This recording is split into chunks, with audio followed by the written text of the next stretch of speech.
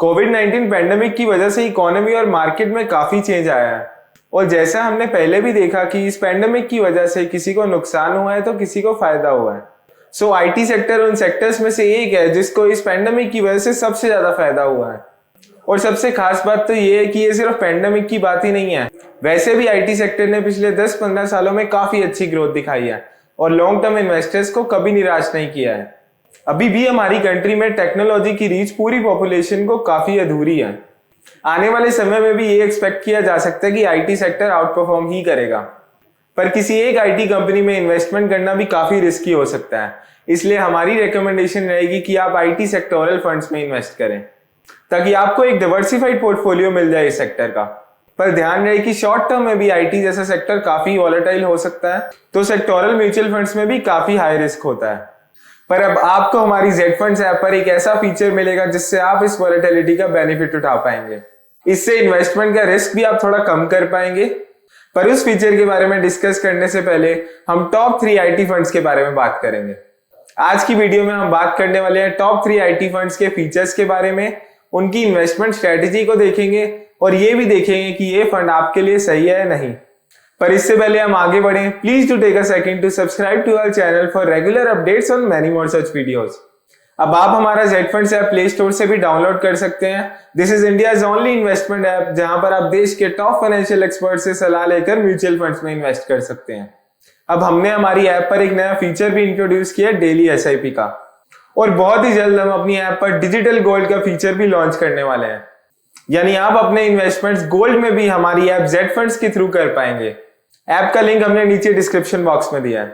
मैं हूं अक्षय गिरोत्रा और आप देख रहे हैं जेड फंड्स। जैसा हमने बताया, आज हम टॉप 3 आईटी म्यूचुअल फंड्स के बारे में बात करेंगे। हमारी लिस्ट पर टॉप 3 आईटी फंड्स हैं ICICI prudential technology fund, Tata digital India fund और आदित्य बिरला सन लाइफ डिजिटल इंडिया फंड। इन फंड्स के बारे में बात करने से पहले मैं आपको इनकी कैटेगरी के बारे में ब्रीफली बता देता हूं। ये तीनों ही funds equity mutual fund category के सेक्टोरल फंड्स में आते हैं। सेक्टोरल फंड्स वो फंड्स होते हैं जो कि अपने एसेट्स प्राइमरीली किसी एक पर्टिकुलर सेक्टर में लगाते हैं। ऐसे फंड्स किसी भी सेक्टर के हिसाब से अपना ऑब्जेक्टिव बनाकर उसी सेक्टर की कंपनीज में अपनी मैक्सिमम इन्वेस्टमेंट करते हैं। सिंस ये तीनों फंड्स आईटी फंड्स हैं, तो ये फंड्स अपने एसेट्स को टेक्नोलॉजी सेक्टर की कंपनीज में इन्वेस्ट करते हैं। तो चलिए अब सबसे पहले इन फंड्स के पास्ट रिटर्न्स पर नजर डालते हैं। इन तीनों ही फंड्स ने काफी अच्छे रिटर्न्स दिए हैं पास्ट ईयर्स में। आईसीआईसीआई प्रूडेंशियल टेक्नोलॉजी फंड ने एक साल में लगभग 10.38% के रिटर्न दिए हैं और वहीं टाटा डिजिटल इंडिया फंड ने 92.17% का रिटर्न दिया है और आदित्य बिरला सन लाइफ डिजिटल इंडिया फंड ने 87.59% का रिटर्न दिया है। 3 और 5 साल में आईसीआईसीआई प्रूडेंशियल टेक्नोलॉजी फंड ने 35.75% और 28.78% के एवरेज रिटर्न्स हर साल दिए हैं और वहीं टाटा डिजिटल इंडिया फंड ने 30.70% और 27.14% के एवरेज एनुअल रिटर्न्स दिए हैं। और अगर आदित्य बिरला सन लाइफ डिजिटल इंडिया फंड की बात करें तो उस फंड ने 33.06% और 28.12% के एवरेज एनुअल रिटर्न्स हर साल दिए हैं। अगर इंसेप्शन के समय से देखें तो आईसीआईसीआई प्रूडेंशियल टेक्नोलॉजी फंड का इंसेप्शन मार्च 2000 में हुआ था और तब से फंड ने 13.18% के एवरेज एनुअल रिटर्न्स दिए हैं। टाटा डिजिटल इंडिया फंड का इंसेप्शन दिसंबर 2015 में हुआ था और तब से फंड ने लगभग 23.71% के एवरेज एनुअल रिटर्न्स दिए हैं। आदित्य बिरला सन लाइफ डिजिटल इंडिया फंड की बात करें तो इस फंड का इंसेप्शन जनवरी 2000 में हुआ था और तब से फंड ने लगभग 12.35% के एवरेज एनुअल रिटर्न्स दिए हैं। चलिए अब इन तीनों की इक्विटी पोर्टफोलियो एलोकेशन पर नजर डालते हैं। क्योंकि इन फंड्स पर स्टॉक रिस्ट्रिक्शंस नहीं होते तो इनके assets across the market cap he invested हैं, पर तीनों ही फंड के mostly assets large cap category में इन्वेस्टेड हैं। तीनों फंड्स के लगभग 60% से 65% एसेट्स लार्ज कैप स्टॉक्स में इन्वेस्टेड हैं और 30 to 35% एसेट्स मिड और स्मॉल कैप कंपनीज में इन्वेस्टेड हैं। चलिए अब इन तीनों फंड्स की स्टॉक कॉन्सेंट्रेशन और वैल्यूएशंस पर नजर डालते हैं। तीनों ही फंड्स के एसेट्स काफी अच्छे से डाइवर्सिफाइड हैं। आईसीआईसीआई प्रूडेंशियल टेक्नोलॉजी फंड में लगभग 42 स्टॉक्स हैं और टॉप 10 स्टॉक्स की वेटेज लगभग 61.93% की है। अगर टाटा डिजिटल इंडिया फंड की बात करें तो टोटल 33 स्टॉक्स हैं इसके पोर्टफोलियो में और टॉप 10 स्टॉक की वेटेज 66.25% की है। आदित्य बिरला सन लाइफ डिजिटल इंडिया फंड में टोटल 36 स्टॉक्स हैं और टॉप 10 स्टॉक्स की वेटेज 67.45% की है। वैल्यूएशंस की बात करें तो वो थोड़ी सी एक्सपेंसिव लग रही हैं।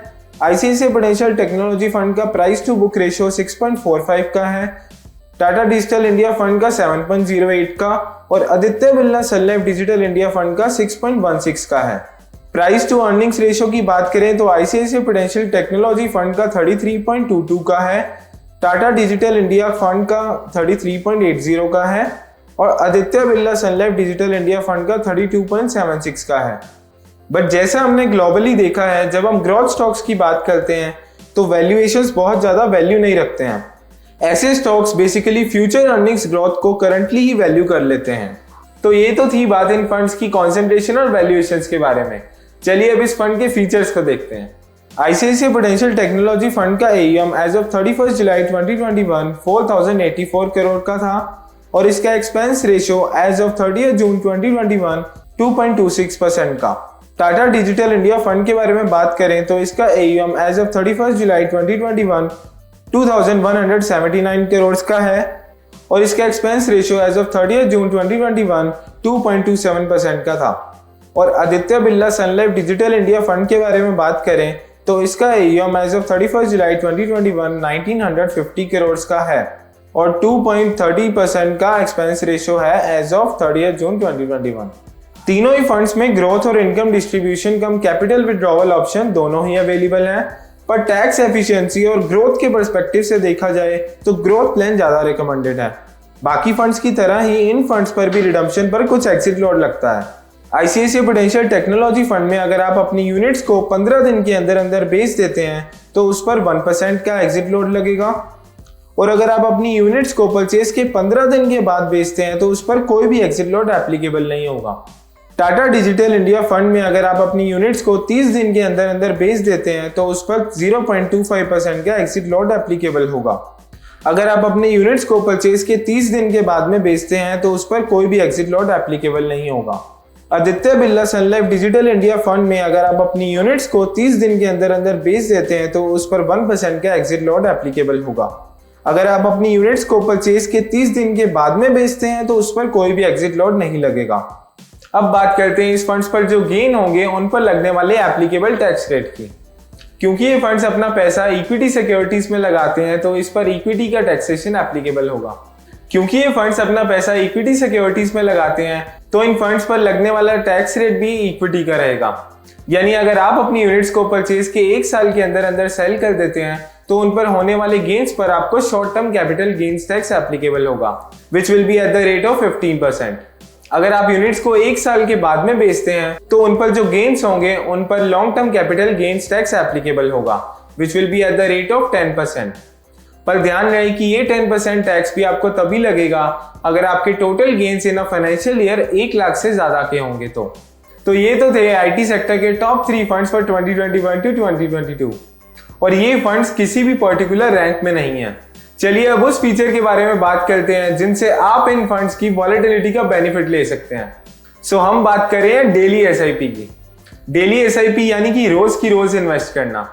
इसका सबसे बड़ा फायदा होता है लॉन्ग टर्म एवरेजिंग का बेनिफिट, क्योंकि आप इन्वेस्टमेंट्स डाउन डेज पर भी करेंगे और अप डेज पर भी करेंगे, तो इससे आपका जो परचेज कॉस्ट होता है वो बहुत अच्छे से एवरेज हो जाता है और डेली एसआईपी से सेक्टोरल फंड्स की रिस्क और वॉलेटिलिटी को कम किया जा सकता है और ये एक बहुत ही अच्छा ऑप्शन है हाई रिस्क फंड्स जैसे कि सेक्टोरल फंड्स में एक्सपोजर लेने का। एक और खास बात है कि डेली एसआईपी में आप एक छोटी सी अमाउंट से इन्वेस्टमेंट स्टार्ट कर सकते हैं। हमारी ऐप पर already 2 technology fund daily SIP investment के लिए अवेलेबल हैं। आईसीआईसीआई प्रूडेंशियल टेक्नोलॉजी फंड में आप मिनिमम 100 रुपीज से डेली एसआईपी इन्वेस्टमेंट स्टार्ट कर सकते हैं और टाटा डिजिटल इंडिया फंड में आप मिनिमम 150 रुपीज से अपनी डेली इन्वेस्टमेंट स्टार्ट कर सकते हैं और आदित्य बिरला सन लाइफ डिजिटल इंडिया फंड में मंथली एसआईपी का ऑप्शन अवेलेबल है। आपको एक छोटा सा एग्जांपल देते हैं। मान लीजिए कि आपने 10 साल पहले आईसीआईसीआई प्रूडेंशियल टेक्नोलॉजी फंड में अपनी डेली एसआईपी स्टार्ट की होती तो इसमें आपकी इन्वेस्टमेंट वैल्यू लगभग आज की डेट में 10 लाख की हो जाती, जिसमें कि आपकी इन्वेस्टेड अमाउंट 2.5 लाख से भी कम की होती। और वहीं अगर आपने 150 रुपए की daily SIP Tata digital India fund में 5 साल पहले स्टार्ट की होती तो आज इसकी करंट वैल्यू लगभग 4.5 लाख की होती, जिसमें कि आपकी इन्वेस्टेड अमाउंट सिर्फ 1,85,000 से भी कम होती। अब आप डेली एसआईपी डायरेक्टली हमारी ऐप में जाकर डेली सेविंग सेक्शन में प्लान कर सकते हैं। ऐप का लिंक हमने नीचे डिस्क्रिप्शन बॉक्स में दिया है, या फिर आप डिस्क्रिप्शन बॉक्स में दिए हुए लिंक पर क्लिक करके अपनी डिटेल्स फिल कर सकते हैं। Our research team will get back to you within few working days. और अगर आप डेली एसआईपी के बारे में और जानना चाहते हैं या फिर जानना चाहते हैं कि आप डेली एसआईपी कैसे स्टार्ट कर सकते हैं, तो आप हमारा डेली एसआईपी वाला वीडियो स्क्रीन पर दिए हुए आई आइकन पर जाकर देख सकते हैं। और अगर आप अपना पोर्टफोलियो रिव्यू करवा के जानना चाहते हैं कि ये फंड्स आपके लिए सही है या नहीं, तो आप हमें व्हाट्सएप कर सकते हैं 7217746224 पर, और हमारे एक्सपर्ट्स आपकी जरूर मदद करेंगे। आप अब अपने म्यूचुअल फंड ट्रांजैक्शंस अब हमारी जेड फंड्स ऐप के थ्रू भी कर सकते हैं। ऑलरेडी 10,000 से ज्यादा कस्टमर्स हमारे साथ म्यूचुअल फंड ट्रांजैक्शंस कर रहे हैं। गौरव सर, मैं और हमारी पूरी research team regularly mutual fund schemes को ट्रैक और एनालाइज करते हैं ताकि हम आपके लिए बेस्ट फंड्स रिकमेंड कर पाए। और हम ये कॉन्फिडेंस के साथ कह सकते हैं कि हमारा research process is one of the most extensive in the country.